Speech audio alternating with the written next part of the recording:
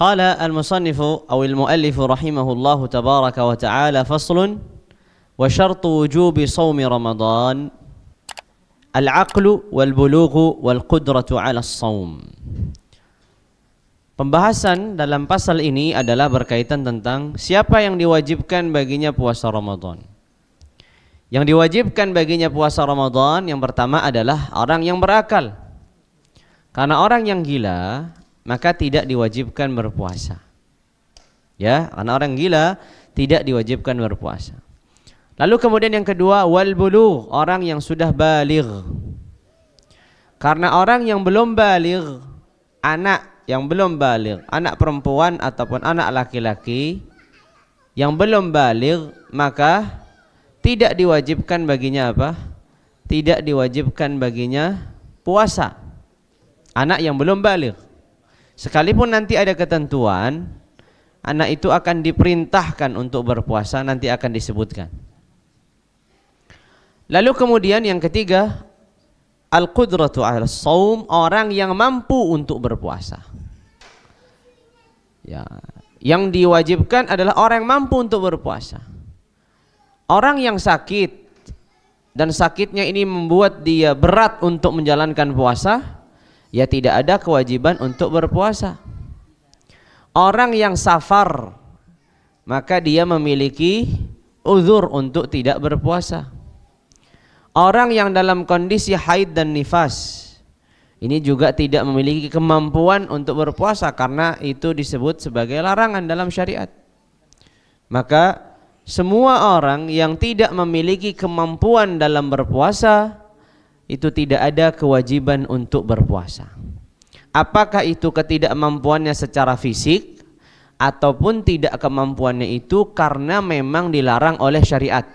Seperti kondisi orang yang haid dan nifas. Secara fisik dia mungkin mampu, tapi secara hukum syariat ia tidak dianggap mampu karena terlarang, orang yang haid dan nifas. Inilah orang-orang yang diwajibkan baginya untuk apa?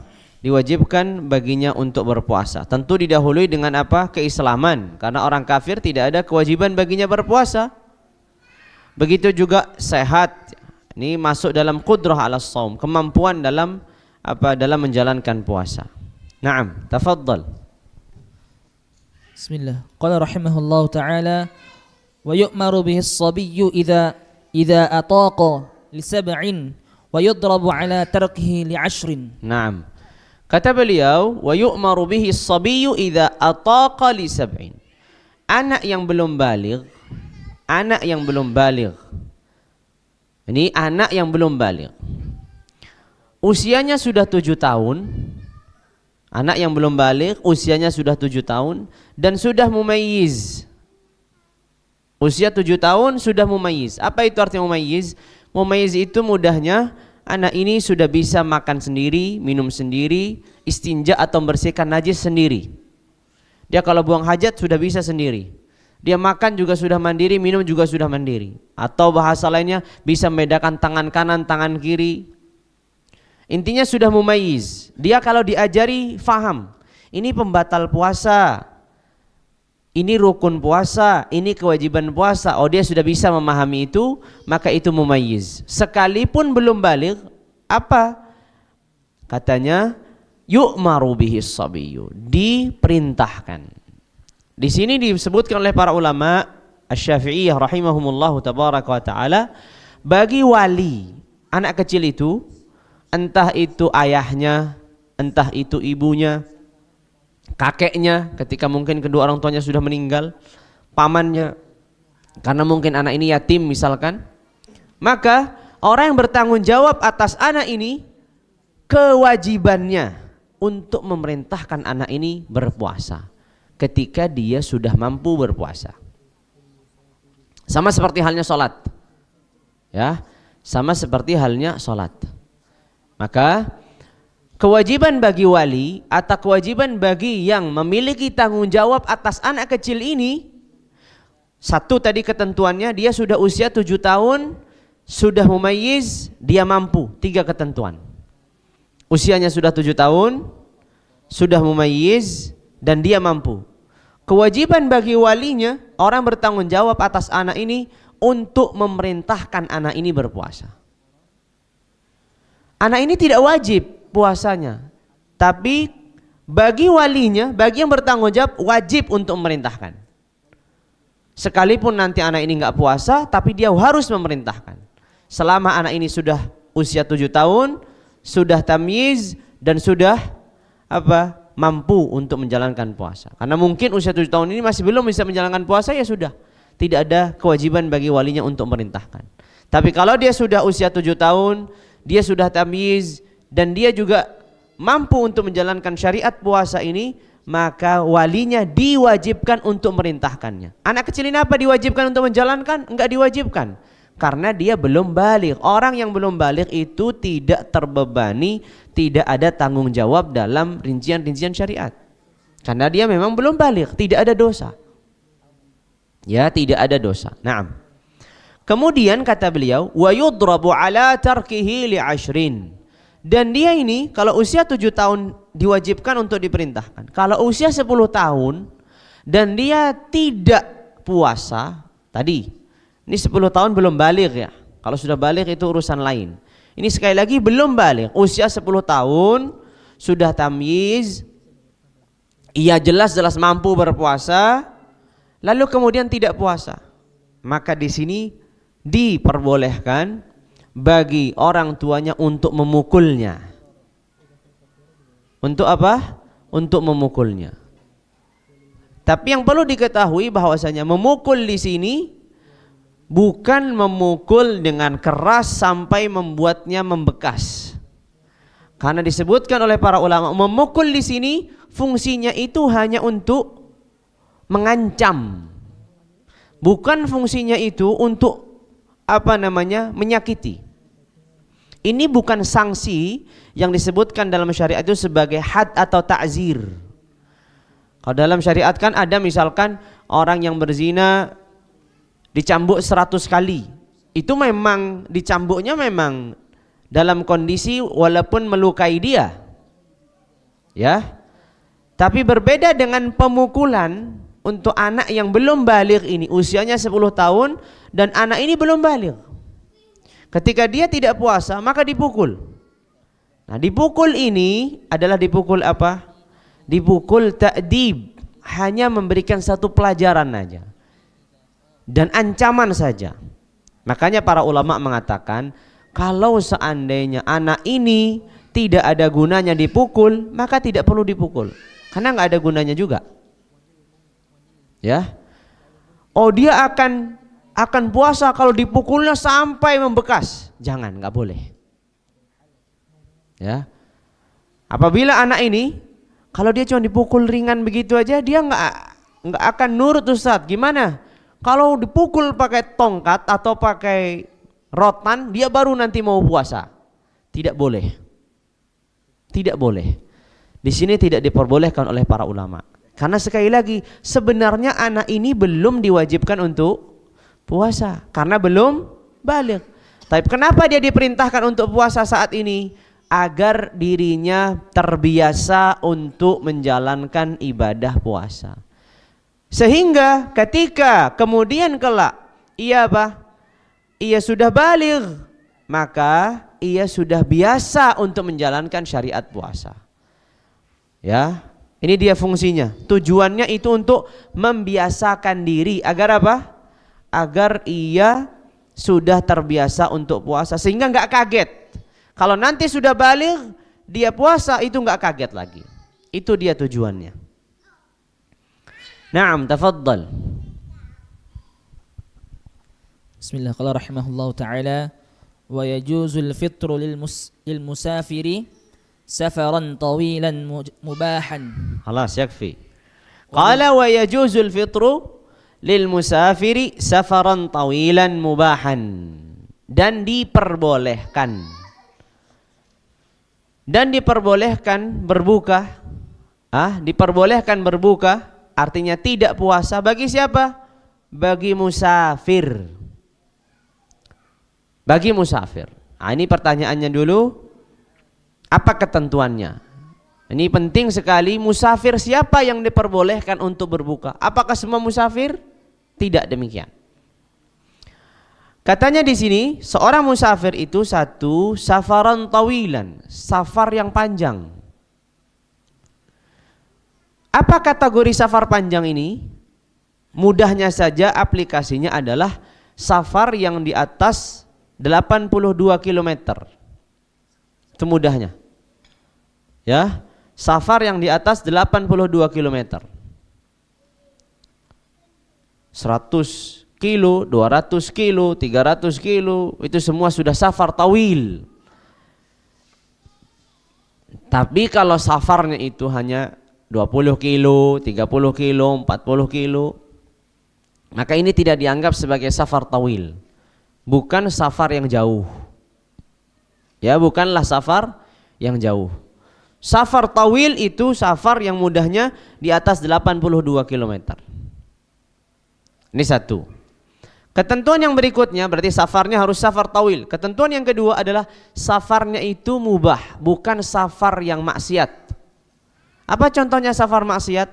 Safar yang ditujukan untuk bermaksiat. Misalkan seorang mengatakan, saya hari ini dari Mojokerto mau ke Jakarta. Mau ngapain? Ya saya di sana mau bermain dengan wanita, mau berjudi, mau minum khamar, mau. Tujuan dari awalnya di sini sudah apa? Sudah maksiat. Sehingga keluarnya dari kota Mojokerto ini, perjalanan sampai Jakarta itu sudah semuanya dihitung dosa. Jadi dia berdosa sebelum melakukan dosa, karena sudah ada niatnya tadi. Walaupun dia belum minum khamar, walaupun dia belum bermain judi, tapi semenjak dia keluar dari rumahnya sudah mulai berdosa karena niatnya. Sehingga safarnya ini safar maksiat. Ini nggak boleh dia mengqasar. Kenapa tidak boleh mengqasar? Ya jadi enak sekali. Dia sudah bermaksiat malah ngambil keringanan lagi dalam menjalankan syariat. Maka ini tidak boleh orang yang dalam kondisi safar maksiat ini apa? Untuk mengambil keringanan, yaitu berbuka. Nggak boleh. Dia harus tetap puasa. Di antara juga safar maksiat misalkan seorang wanita meninggalkan rumahnya tanpa izin suaminya, pergi lebih daripada 82 km ini, pulang ke rumah keluarganya tanpa ada izin dari suaminya. Ini safar maksiat. Gak boleh dia apa? Gak boleh di situ dia berbuka. Ya, tidak boleh di situ berbuka. Kemudian yang tidak disebutkan di sini adalah ketentuan diperbolehkannya ia tidak berpuasa itu adalah syarat yang lain. Terjadinya safar harus sebelum terjadinya kewajiban puasa. Sekali lagi, terjadinya safar sebelum terjadinya kewajiban puasa. Maksudnya safarnya itu di malam hari. Kewajiban puasa kan kapan? Kalau ketemu subuh. Misalkan dari Mojokerto ini mau ke Jakarta, dia safarnya dari jam 2 malam. Mulai safar dari jam 2 malam. Berarti dia safar sebelum ada kewajiban puasa kan? Dari jam 2 malam. Boleh enggak dari jam 2 malam ini dia meniatkan, saya besok enggak mau puasa karena saya besok safar? Boleh. Karena dia mulai safarnya sudah meninggalkan Mojokerto ini jam 2 malam. Dari jam 2 malam. Berbeda halnya misalkan dia safarnya itu mulai jam 8 pagi. Saya mau ke Jakarta, saya mulai dari jam 8 pagi. Berarti di Mojokerto ini dia tadi subuh ketemu udah wajib belum puasa baginya? Wajib. Maka dia harus melanjutkan puasa itu. Nggak boleh dia berbuka di jalan. Kenapa? Karena safarnya terjadi setelah kewajiban puasa. Jadi safar itu yang diperbolehkan dia tidak puasa itu safarnya mendahului kewajiban puasa. Safar dulu baru masuk subuh. Berarti ini subuh ini sudah nggak ada lagi tanggungan untuk puasa. Boleh dia berbuka, boleh dia puasa bebas. Tapi misalkan berangkat jam 9 pagi, dia sudah puasa, sudah sahur, sudah nggak bisa dia membatalkan. Walaupun nanti di tengah jalan, jam 12 waktu makan siang, mampir, nggak boleh. Karena dia mendapati pagi hari itu dan dia masih dalam kondisi wajib puasa, maka dia harus wajib pula menyempurnakannya. Ya. Apalagi kalau orang, saya besok mau safar jam 9 pagi, saya dari sekarang aja nggak usah puasa, haram, nggak boleh. Karena dia posisinya masih apa? Masih tinggal di tempatnya, masih tinggal di rumahnya. Gimana dia mengambil rukhsah safar padahal dia belum safar? Nggak bisa. Ya, tidak bisa seorang mengambil rukhsah safar sebelum dia melakukan perjalanan. Ini sama seperti mengqashar dan menjamak sholat. Nggak boleh seseorang melakukan jamak qashar sholat padahal dia belum melakukan perjalanan. Misalkan saya di sini, misalkan andai kata saya orang tinggal di sini, rumah saya di sini, saya mau pergi ke Jakarta. Tapi ke Jakartanya nanti habis zuhur. Bolehkah sekarang setelah habis zuhur tadi saya jamak zuhur, qashar plus asar? Enggak boleh. Karena saya sendiri belum melakukan safar, baru niatnya aja. Kapan boleh? Nanti kalau sudah lewat kota yang kita tinggali atau tempat yang kita tinggali baru kita qashar atau jamak di luar kota boleh. Misalkan kita pakai mobil pribadi, kalau sholat zuhur di sini kita nggak bisa jamak, nggak bisa qashar, ya sudah kita sholat zuhurnya nanti aja di rest area. Masuk tol di rest area mampir sholat zuhur jamak qashar sama asar, nggak masalah karena tujuan Jakarta. Tapi jangan belum safar sudah digabungkan aja. Jalan aja belum, bisa jadi kan nggak jadi safarnya. Jelas? Itu apa namanya? Yang penting untuk diperhatikan. Jadi seorang musafir itu ketentuannya boleh dia apa? Membatalkan atau tidak puasa bahkan ketika safarnya itu safar yang tawil, yang panjang 82 km atau lebih, atau dan safarnya itu mubah, safar yang tidak maksiat, maksudnya mau wajib, mau mustahab, mau mubah. Safar wajib contohnya safar haji, safar mustahab misalkan berkunjung ziarah kepada siapa dan seterusnya. Kemudian safar mubah misalkan berdagang. Selama safar ini tidak maksiat, maka boleh untuk berbuka. Dan yang ketiga yang terakhir, safar tersebut harus mendahului kewajiban puasa. Artinya safarnya di malam, maka dia boleh apa? Boleh dia berbuka. Ya. Ada hal yang penting lagi. Ini kan kalau di masa perjalanan, kalau sudah sampai tujuan dan tempat ini adalah bukan tempat tinggalnya, misalkan orang tinggalnya selama ini memang di sini di Mojokerto, tapi dia mau ada urusan di Jakarta misalkan. Jakarta kan safar sudah berapa ratus kilometer. Kita lihat berapa lama tinggal di sana. Kalau tinggal di sana lebih dari 4 hari, sesampainya di sana dia nggak boleh lagi membatalkan puasa. Kalau lebih dari 4 hari. Kalau 4 hari atau di bawah 4 hari boleh. Saya mau tinggal di Jakarta selama 2 hari atau 3 hari.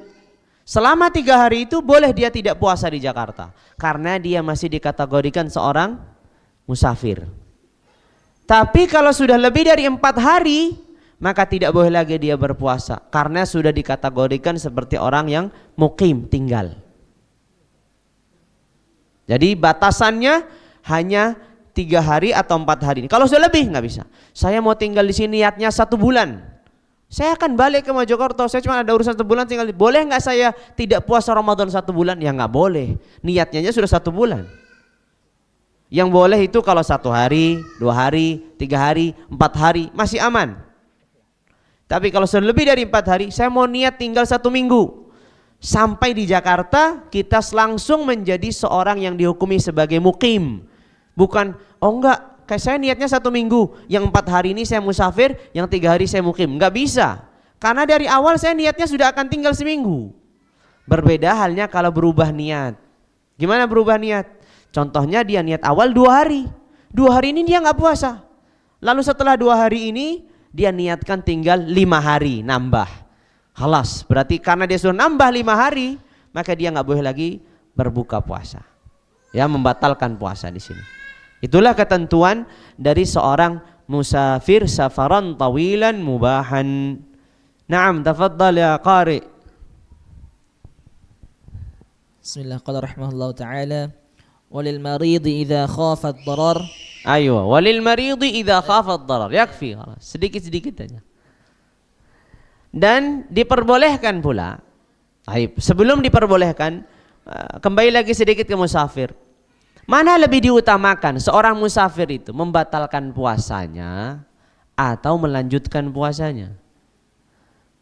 Mana lebih utamakan? Hah.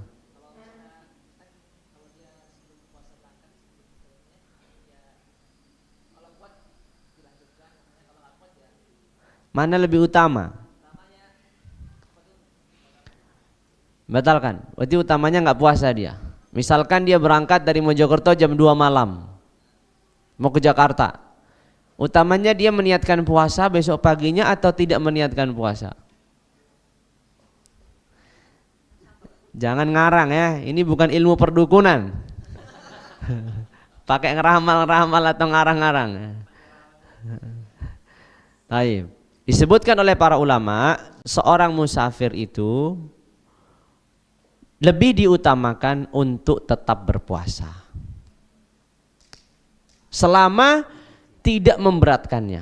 Apalagi hari ini safarnya mudah sekali. Naik pesawat Jakarta cuman berapa jam, atau naik mobil pribadi, apa susahnya? Dia mau istirahat, mau dia mampir. Ya, kenapa? Karena ketika dia menjalankan puasa pada waktunya, itu lebih meringankan dirinya. Dia segera membebaskan tanggung jawabnya, yaitu kewajiban berpuasa. Berbeda kalau dia harus mengqadha, kan berarti ada hutang di sini. Lebih baik dia menjalankan pada waktunya. Dan puasa pada waktunya, yaitu pada bulan Ramadan, tentu lebih mulia ketimbang puasa di luar bulan Ramadan. Sehingga afdalnya bagi seorang yang musafir dan memang tidak ada hal yang memberatkan dia dalam safarnya, afdalnya dia tetap berpuasa. Ya, sampai di Jakarta, dia di sana niatnya 3 hari, nginepnya di hotel, semuanya dilayani. Mau dia berbuka, boleh.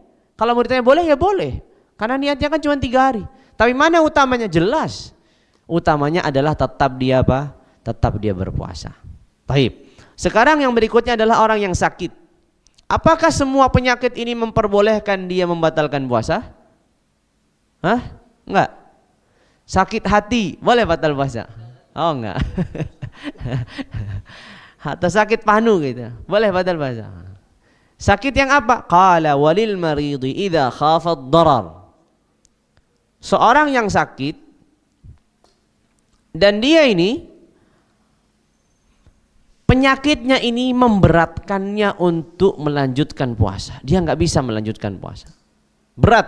Berat itu ulama mengatakan bisa jadi nanti sembuhnya jadi mundur, atau penyakitnya semakin parah, atau bahkan ya bisa menghilangkan nyawanya kalau dia tidak berbuka, atau bahkan mungkin terjadi pada tubuhnya dampak yang buruk. Ini semua diperbolehkan baginya untuk apa? Untuk berbuka. Misalkan sakit panas tinggi, dia harus minum obat. Kalau nggak minum obat, semakin panasnya semakin tinggi dan semakin lama sembuhnya. Maka di sini dia diperbolehkan untuk berbuka. Dan afdolnya, utamanya di sini dia berbuka. Ya, karena kan ini penyakit yang memberatkan dirinya untuk melanjutkan puasa. Berbeda dengan musafir tadi. Ini memang dia orang sakit dan dia berat kalau lanjut puasa. Ya sudah, utamanya dia berbuka.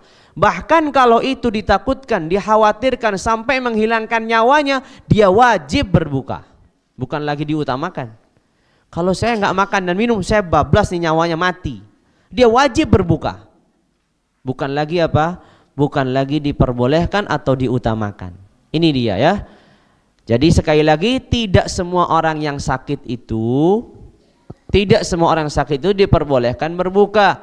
Yang diperbolehkan berbuka adalah orang yang sakit dan sakitnya itu memberatkannya.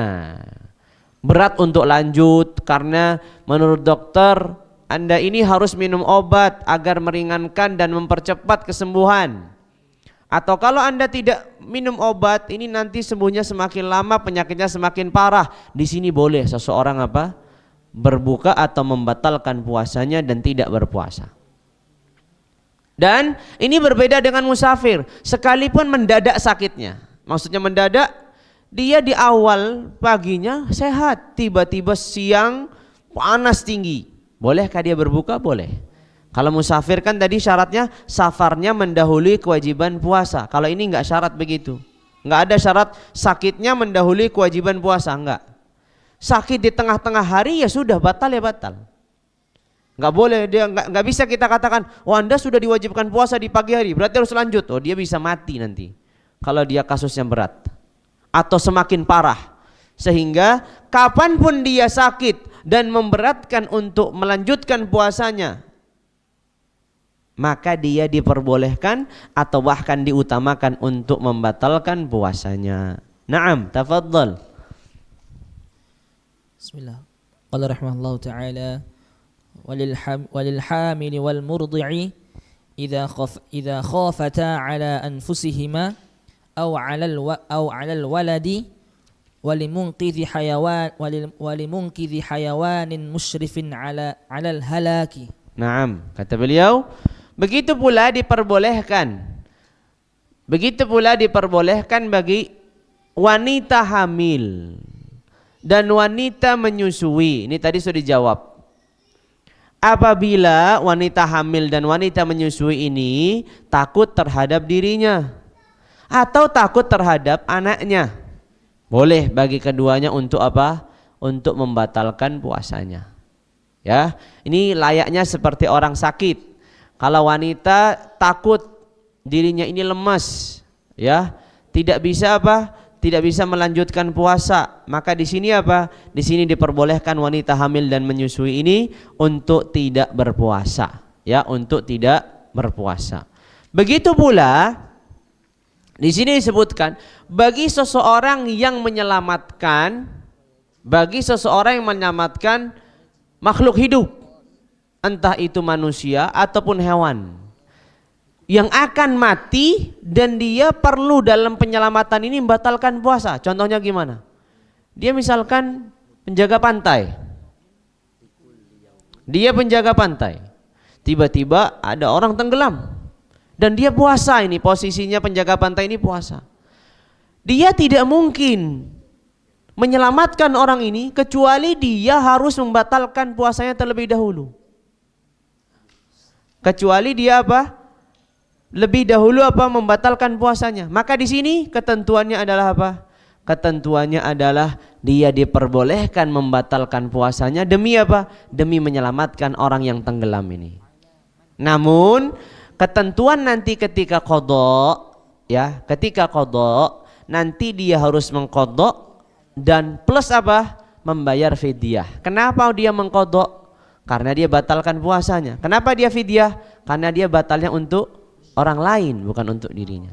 Seperti tadi wanita yang menyusui atau hamil yang takut hanya karena anaknya, maka dia qadha plus fidyah. Qadha karena batal puasanya, fidyah karena batalnya itu disebabkan orang lain, bukan disebabkan dirinya. Jadi seperti itu. Naam, tafadhal. Sudah selesai? Yallah. Wa yaqduna. Bismillah. Qala rahimahullahu ta'ala wa yaqduna kulluhum wa yajibu ma'al qada'i li kulli yawmin muddun ala man aftara li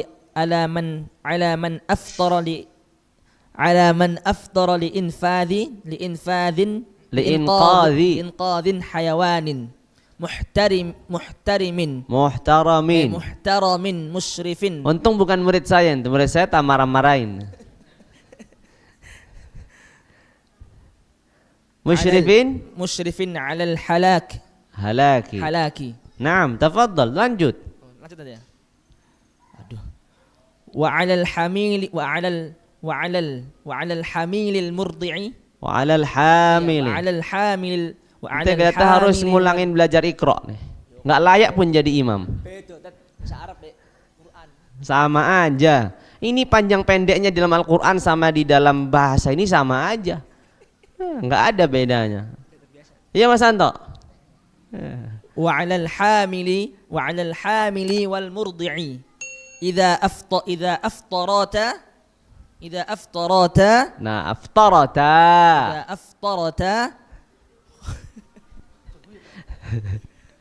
Khaufan 'alal walidi. Waladi. 'alal waladi. Sudah ya, mantap. Sampai terakhir ini udah tinggal lagi. Wa 'ala man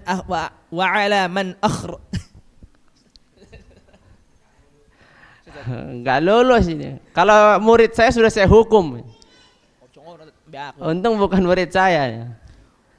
Wa 'ala man akhara wa 'ala man akhara al-qada illa Ramadan akhara bighairi udhrin. ila ramadana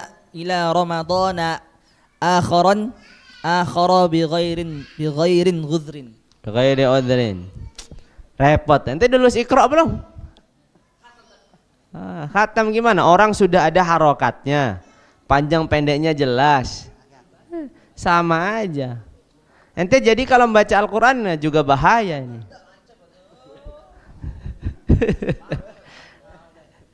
Baik. Begini kok jadi imam besar ini, mana pula ini?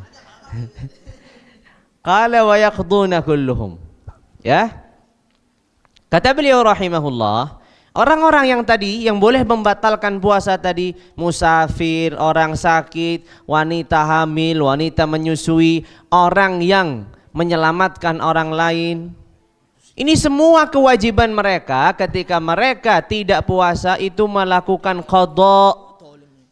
Musafir dia nggak puasa 3 hari, ya qadha. Sakit tidak puasa 10 hari, ya qadha, hanya qadha saja. Wanita hamil sudah ada rinciannya tadi. Kalau ia takut terhadap dirinya atau takut terhadap dirinya dan anaknya, maka hanya qadha saja. Atau takut terhadap anaknya saja, maka dia qadha dan fidyah. Orang yang menyelamatkan orang lain atau hewan yang ingin diselamatkan, karena apa? Karena dia ditakutkan akan celaka, maka diselamatkan. Maka di sini diwajibkan untuk membayar atau qadha plus fidyah. Kenapa qadha? Karena dia batal puasanya. Kenapa fidyah? Karena apa? Karena dia batalnya itu disebabkan oleh orang lain. Makanya dikatakan wa yajibu ma'al qada'i li kulli yawmin muddun ala man aftara li inqadhi hayawanin muhtaramin musyrifin 'alal halaki. Ya, musyrifin 'alal halaki. Diwajibkan selain dia qadha itu membayar fidyah. Fidyah itu berapa? Setiap 1 harinya, kalau misalkan nih dia batal 5 hari, setiap 1 harinya itu 1 mud. 1 mud itu gambaran mudahnya sekitar 800 gram. Anggap aja mudahnya digenapkan 1 kilo gitu aja mudahnya. 1 kilo beras. Ya, dan harus makanan yang mentah. Tidak cukup dalam fidyah itu mengundang orang ini fidyah, dihidangkan makanan dan seterusnya, enggak cukup. Harus diberikan dalam posisi fidyah itu apa? Dalam posisi makanan mentah, beras gitu. Mau ditambah lauknya Indomie atau misalkan telur atau apalah gitu. Tapi tidak cukup, misalkan saya tidak selama 1 bulan saya tidak puasa. Karena apa? Karena menyusui dan takut terhadap anaknya.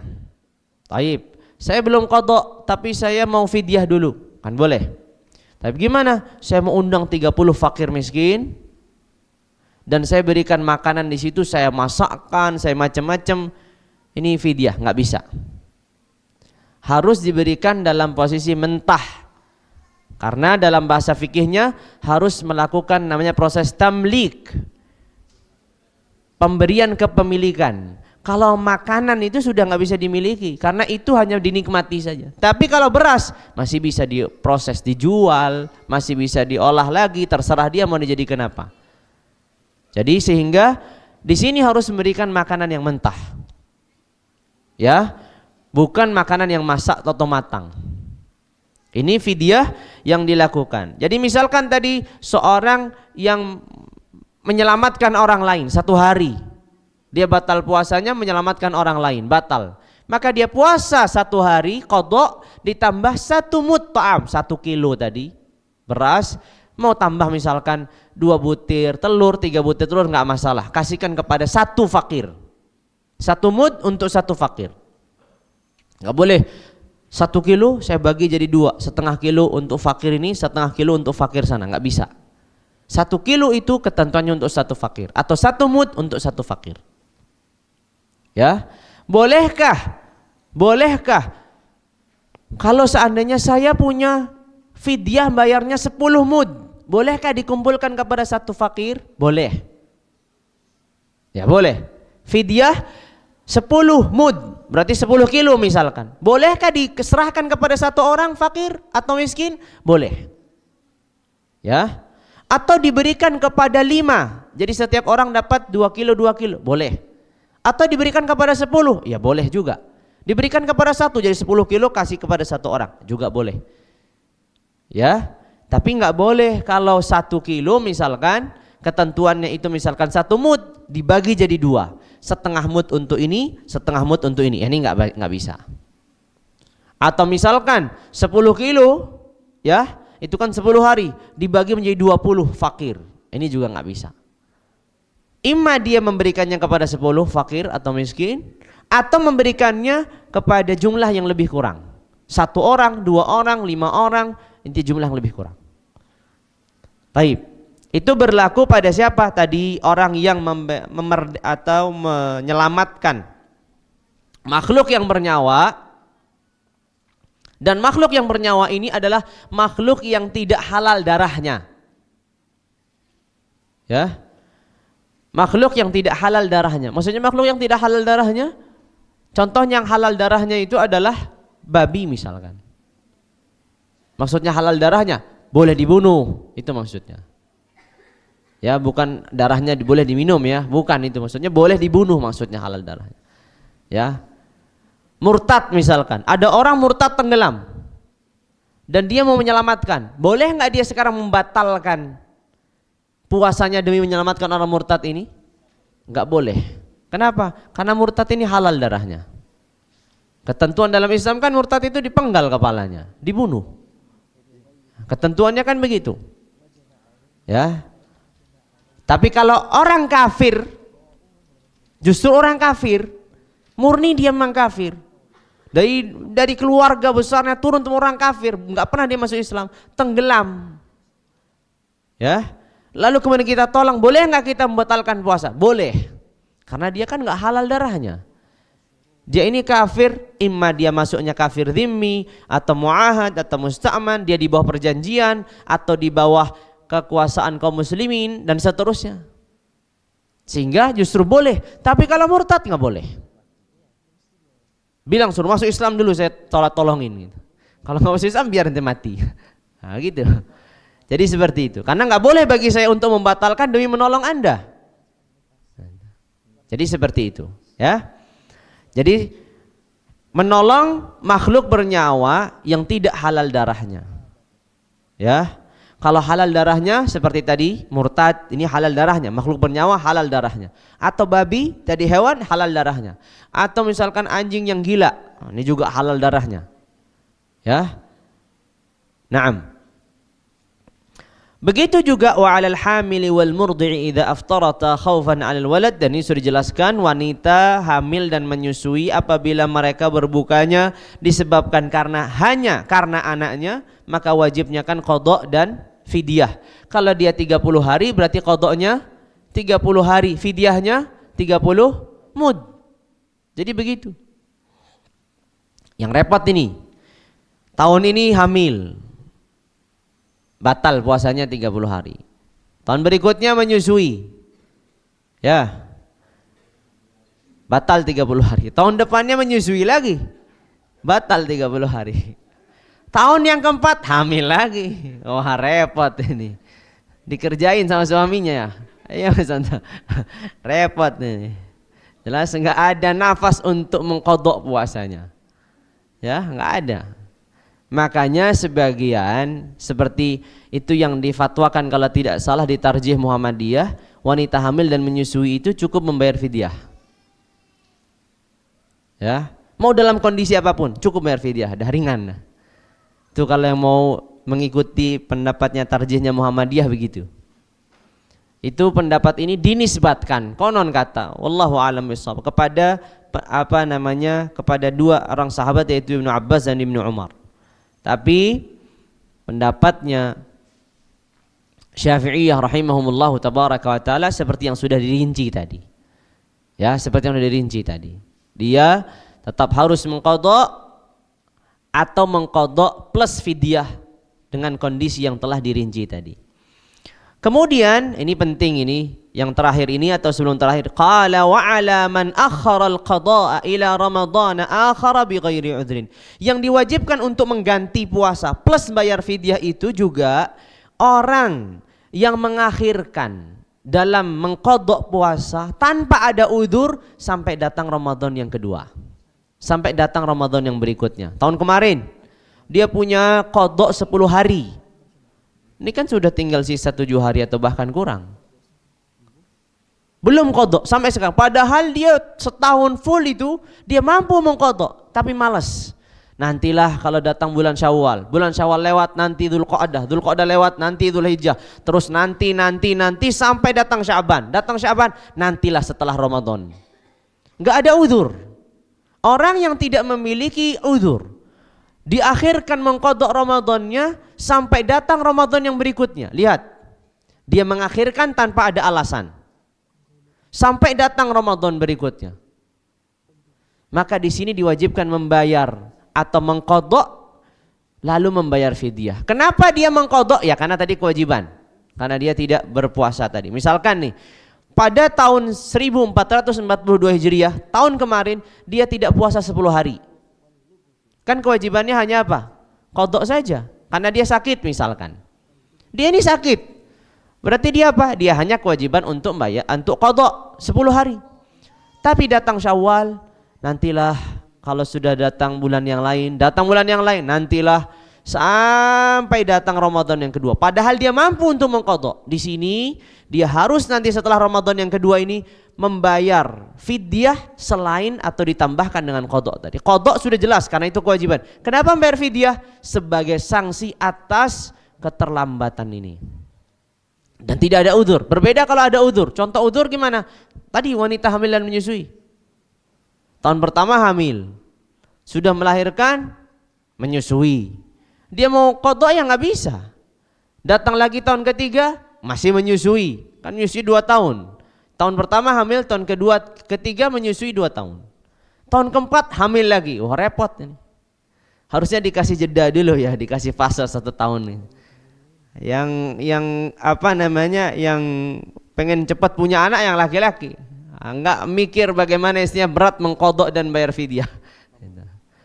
Atau mengqadha saja. Ya, berat.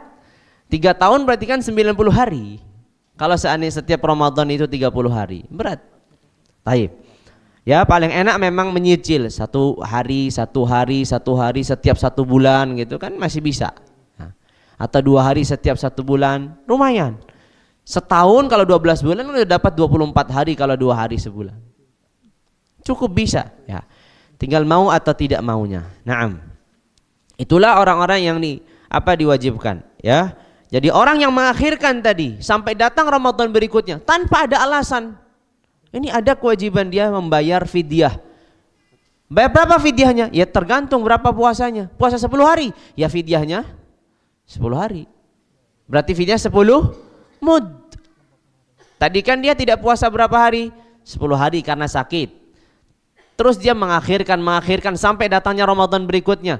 Berarti nanti setelah datang Ramadan dia harus mengganti puasanya plus bayar fidyah. Berapa fidyahnya? Karena dia puasanya 10, maka fidyahnya juga 10. Dan ini yang difatwakan oleh 6 dari kalangan sahabat Nabi sallallahu alaihi wasallam radhiyallahu anhum ajma'in. Untuk apa? Untuk membayar fidyah keterlambatan. Yang repot lagi kalau dia mengakhirkan datang Ramadan yang ketiga. Ini Ramadan dah datang, dia ada fidyah. Setelah lewat Ramadan, mundur lagi, datang Ramadan baru lagi. Maka di sini fidyahnya jadi 2 kali lipat. Karena melakukan keterlambatan 2 kali. Ramadan pertama datang, dia belum mengqadha, kena 1 fidyah. Ramadan yang kedua datang lagi, belum, kena lagi. Ramadan yang ketiga terus. Pokoknya setiap mengakhiran 1 fidyah setiap 1 harinya. Datang Ramadan yang berikutnya, ya berarti 1 fidyah lagi, tambah yang kemarin jadi 2. Tambah yang datang lagi jadi 3, terus begitu berlipat. Ya, seperti itu di dalam mazhab Syafi'iyah rahimahumullahu tabaraka wa ta'ala. Naam, tafadhal. Udah selesai kan? Bismillah, qala rahimahullah ta'ala, wa man aftara bi ghairi 'udhrin wajaba 'alaihi al-qada'u 'ala al-fawri. Ayo. Dan seseorang yang berbuka atau membatalkan puasanya tanpa ada uzur, enggak ada alasan syar'i, maka diwajibkan mengqadha, ya, diwajibkan mengqadha dalam segera. Artinya diwajibkan segera untuk mengqadha. Tidak boleh dia mengakhirkan. Contoh, seorang membatalkan puasa Ramadannya tanpa ada alasan. Pokoknya dia mau makan dan minum. Keluar dari Ramadan, lewat tanggal 1 Syawal, tanggal 2 dia harus sudah puasa. 2 Syawal. Kalau dia tidak puasa, dia berdosa. 3 Syawal tidak puasa, dia berdosa. Semakin dia mengakhirkan, dia berdosa terus. Karena kewajibannya untuk segera membayar Ramadannya atau qadha Ramadannya. Kenapa? Karena dia tidak memiliki uzur. Contoh orang tadi, dia 10 hari tidak puasa Ramadan tanpa ada alasan. Kenapa kamu? Sakit? Enggak. Hamil wanita menyusui? Enggak. Safar? Enggak. Terus kenapa? Ya saya lagi enggak mau puasa aja misalkan. Saya sedang enggak mau puasa aja. Taib. Apa alasanmu? Enggak ada. Taib. Tapi sekarang saya mau taubat. Gimana caranya? Ya sudah, mulai besok ente harus langsung qadha puasa. Enggak ada diundur-undur. Semakin diundur dosanya semakin bertambah terus. Karena kewajibannya segera mengganti. Ya, kewajibannya segera mengganti. Selama dia tidak ada udzur, tiba-tiba pas mau ganti dia sakit. Nah, kan ada udzur jadinya. Tapi kalau dia sehat, enggak ada apa-apa, ya wajib dia mengqadha. Segera. Tapi kalau yang dia memiliki udzur dalam syariat karena dia sakit atau dia musafir atau dia apa, maka kewajibannya tidak segera. Misalkan orang sakit Ramadan 5 hari. Setelah Ramadan selesai haruskah di Syawal tanggal 2, 3, 4, 5, 6 harus langsung dia puasa? Enggak. Karena dia tadi membatalkannya karena ada alasan yang dibenarkan oleh syariat. Tapi kalau tidak ada alasan yang dibenarkan oleh syariat, maka dia harus wajib mengqadhanya segera. Tidak boleh mengakhir-akhirkan. Ya, tidak boleh mengakhir-akhirkan. Ya, ini penting untuk diketahui. Taib. Hal yang lain yang perlu diketahui mungkin ini pertanyaan. Bagaimana orang yang tidak mampu berpuasa karena tua? Atau tidak mampu berpuasa karena penyakitnya ini udah divonis sama dokter gak bisa sembuh, dia harus konsumsi obat-obatan setiap hari. Kan ada marid alladzi la yurja bur'uhu, orang yang sakit yang tidak diharapkan kesembuhannya, dia gak bisa puasa. Suruh qadha, gimana qadha orang dia gak bisa puasa, gak bisa qadha. Maka ketentuannya di sini bayar fidyah. Ya, bayar fidyah. Sama ketentuan di sana tadi. 30 hari ya 30 mud fidyah. Kalau kita genapkan jadi 1 kilo gitu misalkan, ya berarti 30 kilo. Diberikan kepada fakir miskin. Terus begitu. Kalau kemudian tiba-tiba yang sakit tadi dan divonis dokter tidak bisa sembuh, ternyata sembuh. Bolehkah dia mengqadha? Boleh. Tapi kewajibannya ya fidyah. Bukan qadha. Misalkan kata dokter ini penyakit kanker, harus dia minum obat, harus dia begini-begini, nggak bisa disembuhkan sampai dia wafat. Allah menentukan, Allah menetapkan dia sembuh dari penyakit itu. Padahal dia 30 hari ini tidak puasa. Kan kewajibannya bayar fidyah karena vonis dokter tadi. Dia belum sempat bayar fidyah. Kemudian dia sembuh. Apakah diwajibkan qadha atau membayar fidyah yang wajib? Yang wajib bayar fidyah. Tapi boleh kalau dia nggak mau bayar fidyah dan qadha boleh. Dan tidak ada bayar fidyah nanti. Ya, saya tetap bayar fidyah, ya boleh, silahkan. Memang kewajibanmu itu. Tapi saya enaknya mau qadha, ya silahkan juga, boleh. Ya, jadi inilah ketentuan-ketentuan hukum yang berkaitan. Tadi orang yang tidak puasa atau membatalkan puasanya karena tidak ada alasan, itu kalau dia mau bertaubat, misalkan jam 8 siang dia makan minum, habis itu dia sadar ini adalah suatu dosa. Kan kita ketentuannya kamu nanti harus qadha ya 1 hari dan segera qadhanya. Ketentuan yang kedua, sisa hari yang telah dibatalkan ini dia tidak boleh lagi mendekati pembatal-pembatal puasa. Jadi tetap harus dia menahan diri. Orang yang membatalkan puasa tanpa ada uzur, orang yang membatalkan puasa tanpa ada uzur, kewajibannya di hari yang tersisa itu tetap tidak melakukan pembatal-pembatal puasa. Jelas ya? Misalkan jam 7 pagi, alas, orang ini nggak bisa dinasehatin, nggak bisa ditahan, tiba-tiba dikatakan, ente gimana mau puasa? Saya mau batal, itu urusan. Lalu setelah dia makan, minum, dinasehatin, baru dia masuk. Oh saya menyesal. Jam 8 dia taubat. Apa kewajibannya sekarang? Dari mulai jam 8 pagi ini sampai nanti terbenamnya matahari, dia nggak boleh lagi makan, minum, dan melakukan pembatal-pembatal yang lain. Dan nanti tentunya dia mengqadha, karena kan puasanya nggak sah. Kenapa dia harus menahan diri dari pembatal-pembatal puasa padahal puasanya sudah batal? Sebagai sanksi, sebagai hukuman. Karena dia tadi membatalkan puasa tanpa adanya alasan yang dibenarkan. Ya, tanpa adanya alasan yang dibenarkan.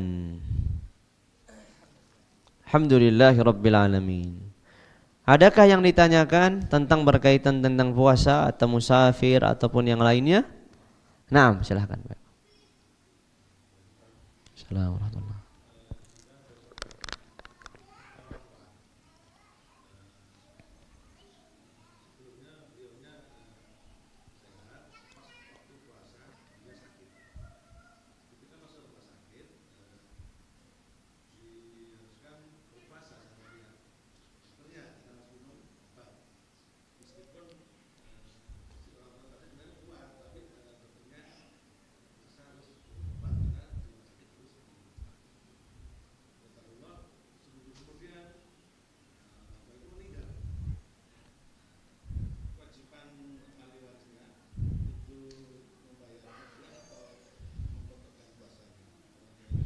Ya. Satu-satu dulu Pak, biar lupa nanti soalnya. Biar nggak lupa. Jadi ini seorang orang tua ya, dia puasa, tiba-tiba sakit, itu masuk rumah sakit. Kemudian di rumah sakit sebenarnya dia pengen puasa karena dia merasa mampu. Tapi karena dalam kondisi sakit, menurut dokter ini nggak baik, gitu kan? Akhirnya dia batal puasanya. Akhirnya dia batal puasa. Kemudian wafat setelah 1 minggu di rumah sakit, begitu ya. Setelah dia 1 minggu di rumah sakit, dia wafat. Pertanyaan berikutnya adalah, orang tua ini apa kewajibannya? Kan sudah meninggal, ya. Sedangkan tadi dia membatalkan puasanya selama 1 minggu, ya, selama 1 minggu. Dan dia memang mampu berpuasa sebelumnya. Dan kalaupun dia hidup mampu mengqadha. Baik. Jadi ini kondisi orang ini, andai kata bukan orang tua lah, anak muda. Ya, misalkan Anda muda aja. Kalau orang tua nanti agak rumit penggambarannya. Anak muda, sehat walafiat, nggak ada masalah.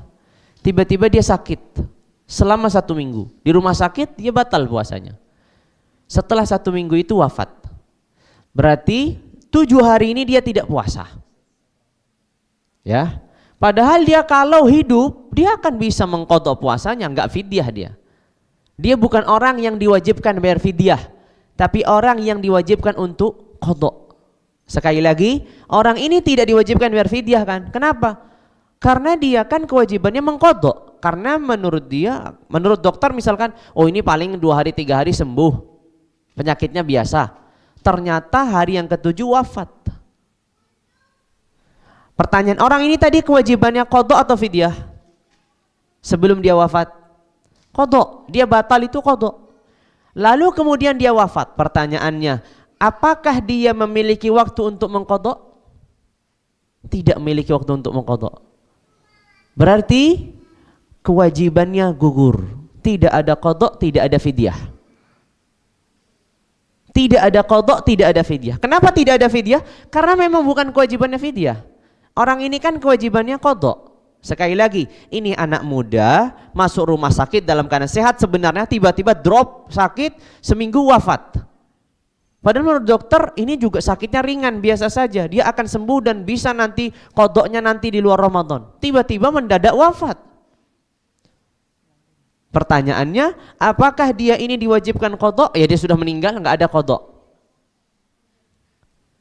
Fidyah jelas nggak ada fidyah, karena memang dia tadi sakitnya bukan termasuk sakit yang bayar fidyah, bukan orang tua yang nggak bisa puasa, bukan juga orang yang sakit divonis dokter tidak bisa apa?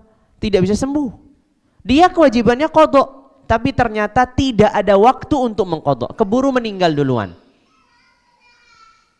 Maka di sini ahli warisnya kewajibannya apa? Tidak ada kewajiban apa-apa. Tidak ada kewajiban apa? Tidak qadha, tidak fidyah. Kenapa tidak qadha? Karena memang orang ini tidak ada kesempatan untuk mengqadha. Kenapa tidak ada fidyah? Memang orang ini tidak diwajibkan fidyah dari awal, kewajibannya qadha. Jadi seperti itu. Berbeda halnya kalau orang diwajibkan fidyah kemudian meninggal. Ya, jadinya fidyah. Kan gitu. Atau orang ini sudah memiliki kesempatan untuk qadha tapi enggak qadha. Misalkan dia ini sakit selama 10 hari. Jelas ya, sakit selama 10 hari di bulan Ramadan, batal selama 10 hari. Datang bulan Syawal, dia sehat walafiat tapi belum sempat qadha. Di bulan Dzulqa'dah wafat. Berarti kan dia memiliki waktu untuk mengqadha tapi enggak sempat qadha. Gitu ya. Nah, di sini apa ketentuannya? Dia sudah punya waktu untuk mengqadha tapi dia enggak qadha. Di sini barulah ketentuannya membayar fidyah yang dikeluarkan dari hartanya, atau di dalam mazhab Syafi'iyah, atau di dalam satu pendapat mazhabnya Syafi'i, atau ahli warisnya ini mengqadhakan.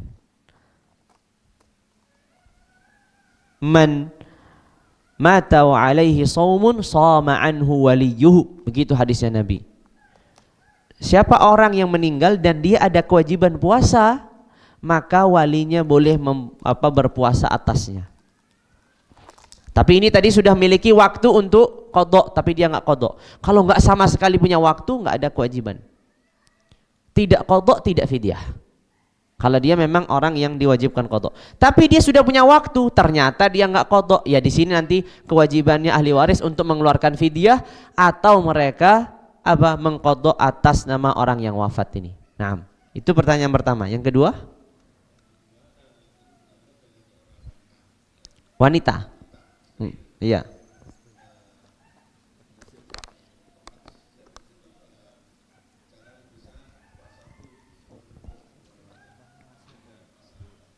Ya.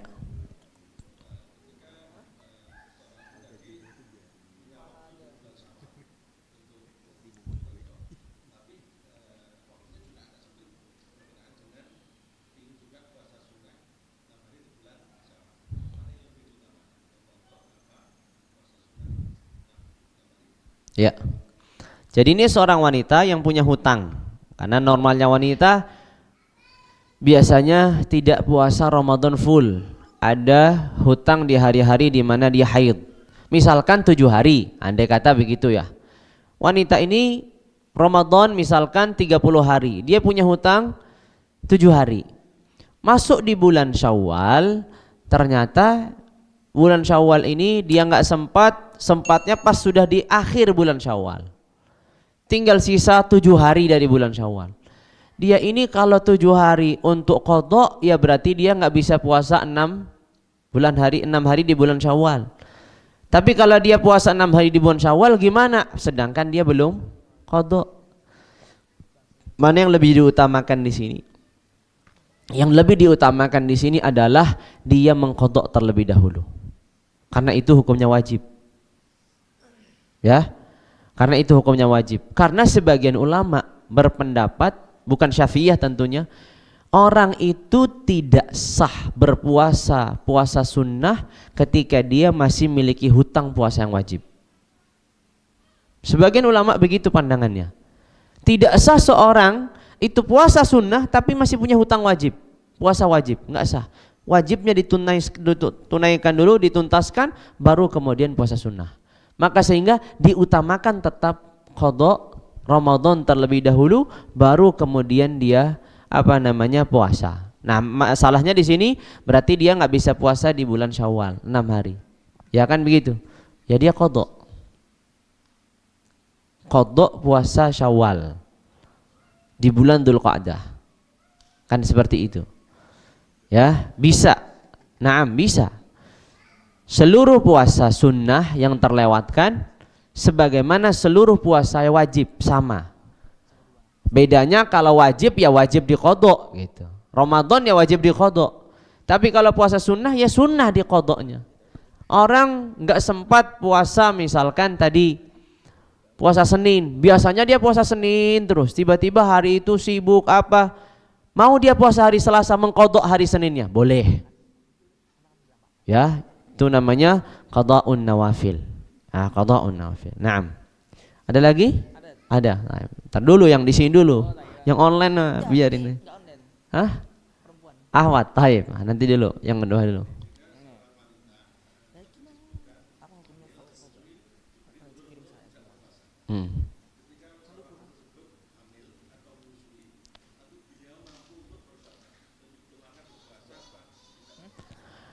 Dia mampu, wanita hamil dan menyusui, dia mampu untuk berpuasa dan tidak takut terhadap janinnya.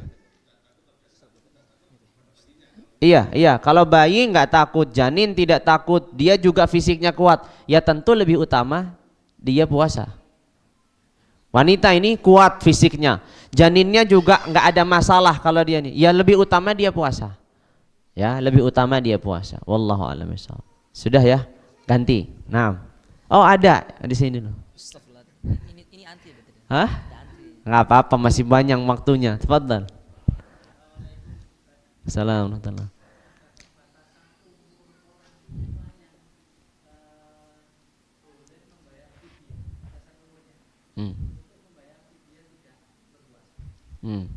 Kalau batasan umur untuk orang tua tidak ada, karena itu berkaitan dengan kondisi.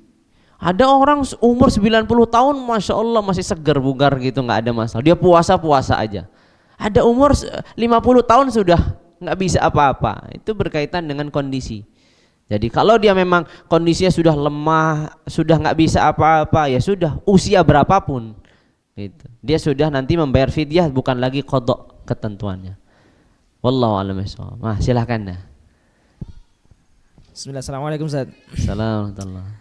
Apa hukumnya vaksin pas bulan Ramadan, sah apa batal? Puasanya? Nggak tahu, nggak ada nama. Iya, sah atau batal puasanya lah. Masa sah atau enggak vaksinnya? Kalau sah atau enggak vaksinnya tanya sama dokter, bukan tanya sama saya. Vaksin di bulan Ramadan kan itu suntik. Ya kan? Vaksin suntik kan? Nah, ya halas. Tadi kan sudah disebutin, suntik tidak membatalkan puasa. Nah, tadi kan dikatakan, suntik tadi sudah berkali-kali disebutkan. Suntik infus tidak membatalkan puasa menurut ulama Syafi'iyah rahimahullah. Jadi vaksin di bulan Ramadan yang enggak batalkan puasa. Hah? Enggak apa-apa. Kan nanti mewakili. Jadi tetap sah puasanya dan tidak batal. karena itu suntik, ya, karena itu suntik. Jadi nggak ada masalah. Nah, cabut gigi. Cabut gigi. Nah, ini repot nih. Cabut gigi dia. Pas puasa. Ini tentu utamanya kalau seandainya memang bisa diundur sampai malam ya, jangan siang. Tapi yang menjadi kendala memang biasanya kalau siang. Siang kan mungkin akan ada pembersihan gigi, akan ada, dan sebagian itu akan ketelan dan seterusnya. Ini membatalkan puasa. Ini membatalkan puasa. Itu. Ya, ini pasti akan membatalkan puasa karena namanya mencabut gigi itu pasti akan dibersihkan, akan dikasih obat, dan itu akan bercampur dengan ludah dan ketelan dan seterusnya. Maka ini akan membatalkan puasa. Naam. Itulah apa hukum-hukum yang berkaitan tentang puasa. Masih ada pertanyaan lagi? Silakan Pak Simon. Assalamualaikum warahmatullahi wabarakatuh.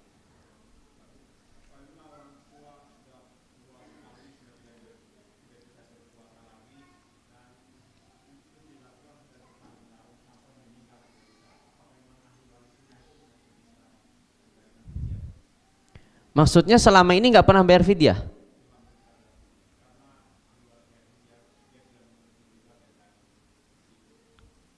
Iya.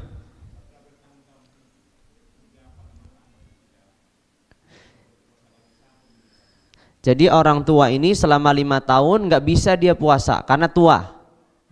Lalu kemudian nggak pernah dia bayar fidyah sampai dia wafat. Maka ketentuannya ahli warisnya akan membayarkan fidyah dari harta warisannya. Jadi selama 5 tahun berarti kan kalikan 5 gitu kan.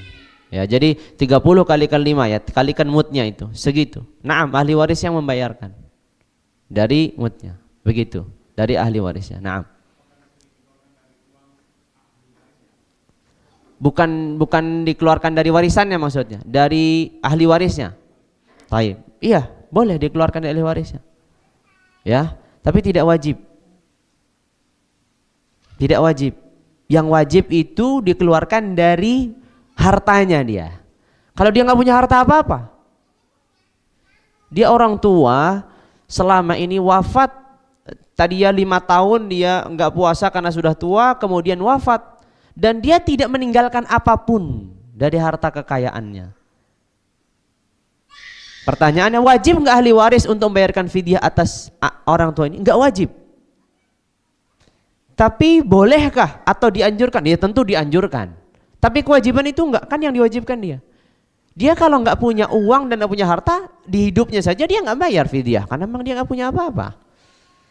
Setelah wafat juga sama ketentuan. Andai kata dia masih hidup ini di tahun pertama tapi dia nggak punya apa-apa, ya dia kan nggak ada kewajiban bayar fidyah. Dia mau bayar pakai apa? Orang dia nggak punya harta. Tapi kalau anaknya misalkan membayarkan, ya tentu itu bagian dari berbakti. Tentu itu bagian, tapi kewajiban bukan kewajiban. Ya, bukan kewajiban. Jadi itu yang penting.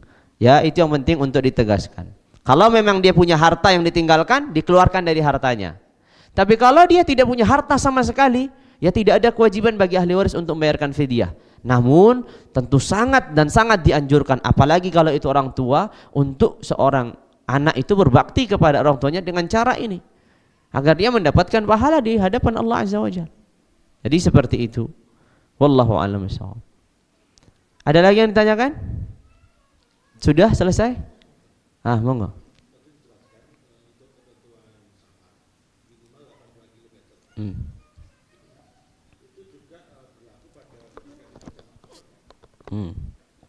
Ya.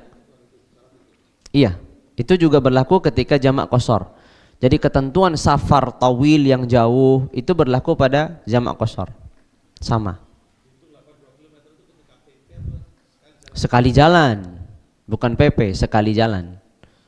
Ya, dari sini ke Tarawas belum ada kan, Mak? Belum safar berarti. Belum safar berarti, nggak boleh mengkosor. Iya, tapi kalau dari sini ke Jakarta, dari sini mungkin kemana, yang pokoknya kira-kira lihat aja dari Google Map gitu kan, bisa kelihatan. Sekarang mudah, kita ngukur ukuran safar tuh, lihat kita mau lewat mana, lewat tol ya sudah langsung ada, akan ada muncul berapa kilometer, udah langsung bisa kita ambil. Ya, ya jadi seperti itu ketentuannya. Ya, jadi harus safarnya safar tawil, bukan safar yang qasir. Ya, karena banyak juga yang safar qasir dia asalnya pokoknya udah safar aja, qasar, safar aja, jamak, safar aja. Baik.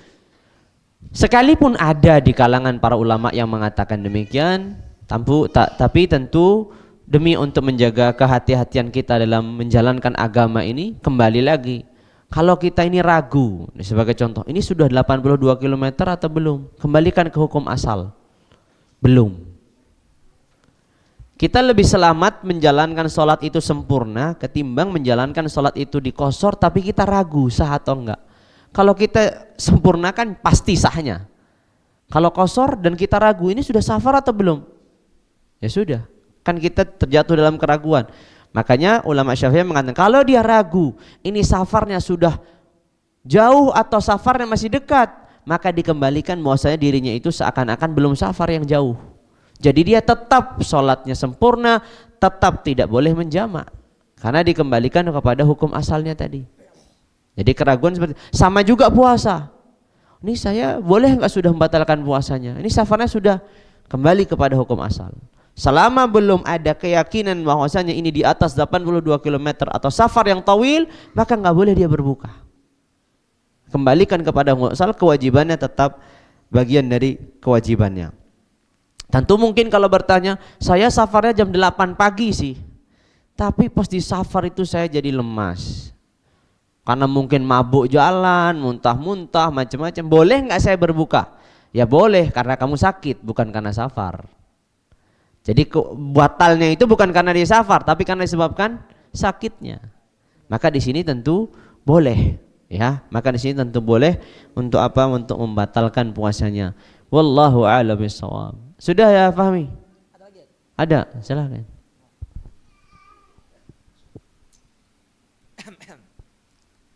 Bismillah, assalamualaikum Ustaz. Assalamualaikum warahmatullahi wabarakatuh. Afwan Ustaz, paman beberapa hari kemarin wafat tapi ana pernah tahu tidak berpuasa karena sakit di tahun kemarin. Entah dia udah mengqadha apa belum dan apa hutang puasa tidak tahu, jumlah hutang puasa tidak tahu. Bagaimana hukumnya, jazakallah khair? Seorang meninggal. Pamannya meninggal. Pamannya meninggal. Terus seorang meninggal gitu aja, pamannya, kakeknya, siapapun itu. Tapi ana pernah tahu tidak berpuasa karena sakit di tahun kemarin. Ya, tahun kemarin dia tidak berpuasa. Baik. Entah dia sudah mengqadha apa belum dan jumlah hutang puasanya tidak tahu. Bagaimana hukumnya? Jazakallah khair. Ya. Jadi pertama yang ditanyakan, jadi dia ini seorang meninggal dan diketahui punya hutang puasa dan tidak diketahui dia ini sudah qadha atau belum dan tidak tahu jumlahnya, kan begitu kan, repot ini ya, ini repot ya. Tapi kalau memang demi menjaga kehati-hatian ya, maka ya sebenarnya dicari tahu dia ini sakit selama 1 bulan atau sebagian bulan. Oh ternyata memang sakitnya sudah tua renta, ini kewajibannya sudah selama 1 bulan dia nggak puasa. Oh udah jelas dia selama 1 bulan dia nggak puasa, berarti ya sudah. Kalau dia selama 1 bulan nggak puasa, kira-kira gitu, kelihatannya dia 1 bulan full nggak puasa, kira-kira aja, walaupun saya nggak yakin, ya sudah. Berarti tinggal nanti. Lalu dia sudah punya kesempatan untuk mengqadha belum? Oh nggak ada mengqadha karena dia kewajibannya bayar fidyah, ya berarti bayar fidyah. Atau dia punya kesempatan mengqadha sebenarnya tapi belum sempat mengqadha, ya berarti nggak ada kewajiban apa-apa, tinggal begitu saja. Jadi orang ini kita lihat dulu, dia ini sakitnya sakit yang tahun menahun, sakit tua renta yang sudah nggak ada lagi kewajiban qadha, wajibnya fidyah, atau sakit yang dia ini masih bisa nanti lanjut hidupnya berikutnya. Kalau memang yang sakit tahun menahun sudah tua renta kan wajibnya bayar fidyah. Ya sudah, keluarkan fidyahnya. Kira-kira 1 bulan ya keluarkan aja fidyah 30 hari. Ya, 30 mud berarti. Tapi kalau kira-kiranya dia ini adalah orang yang kewajibannya mengqadha dan belum sempat mengqadha kemudian wafat, ya tidak ada kewajiban apa-apa. Tidak kewajiban qadha, tidak pula kewajiban fidyah. Ya, tidak kewajiban. Namun ketika dikatakan tidak kewajiban qadha, tidak kewajiban fidyah, tadi seperti yang ditanyakan Pak Eko tadi ya, Apakah boleh kita bersedekah atas nama yang meninggal ini dengan niat fidyah? Ya tentu boleh. Kan tadi pembahasannya wajib atau enggak wajib. Misalkan tadi selama 1 minggu dia tidak puasa, padahal dia kuat, tiba-tiba meninggal. Kan enggak ada kewajiban fidyah. Yang kewajiban dia qadha, tapi enggak ada kesempatan untuk qadha. Kan gitu kan tadi gambarannya. Maka ahli warisnya tidak ada kewajiban qadha, tidak ada kewajiban fidyah. Tapi bolehkah ahli warisnya ini membayarkan fidyah atas namanya? Ya boleh. Tentu boleh. Jangankan fidyah, sedekah sebanyak-banyaknya juga boleh atas nama yang wafat ini. Kan jadi seperti itu. Naam. Wallahu a'lam bishawab. Sudah selesai? Atau ada pertanyaan lagi? Monggo. Sudah enggak ada?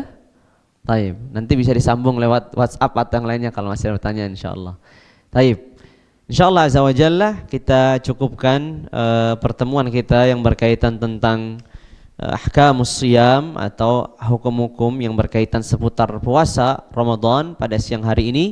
Sampai di sini, semoga Allah Azza wa Jalla memberikan keberkahan ilmu yang kita dapatkan pada pagi hari ini sampai siang dan memberikan manfaat dari ilmu yang kita pelajari bersama. Dan semoga Allah Azza wa Jalla menjadikan majlis ini majlis yang penuh dengan ampunan, majlis yang penuh dengan keberkahan, majlis yang penuh dengan rahmat, dan Allah Azza wa Jalla memudahkan kita untuk bertemu dengan Ramadan, memberikan taufik, kemudahan untuk menjalankan puasanya, qiyamnya, tilawahnya, dan berbagai macam aktivitas peribadatan di bulan Ramadan. Dan semoga Allah Azza wa Jalla terus mempertemukan kita dalam kondisi saling mencintai hanya semata karena Allah, saling mengasihi hanya semata karena Allah, sampai kita dipertemukan kembali di surga Allah Jalla wa Ala. Kita tutup dengan kafaratul majlis. Subhanakallahumma bihamdika asyhadu an la ilaha illa anta astaghfiruka wa atubu ilaik. Wassalamu alaikum warahmatullahi wabarakatuh.